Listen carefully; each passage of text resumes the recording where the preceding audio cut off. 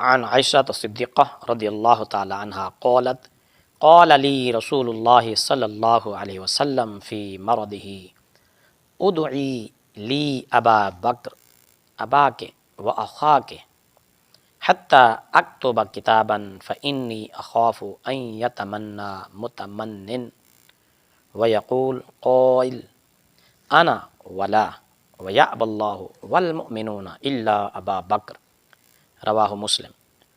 وفی کتاب الحمیدی انا اولا بدلہ انا ولا۔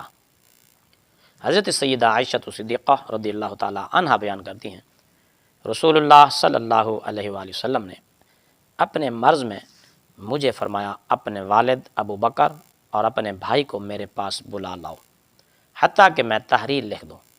مجھے اندیشہ ہے کہ کوئی تمنا کرنے والا تمنا کرے اور کوئی کہنے والا کہے کہ میں خلافت کا مستحق ہوں، حالانکہ اللہ اور تمام مومن صرف ابو بکر صدیق کو ہی قبول کریں گے۔ رواہ مسلم۔ اس حدیث پاک کو امام مسلم نے روایت کیا ہے، اور کتاب الحمیدی میں آنا ولا کی جگہ آنا اولا کے الفاظ آئے ہیں۔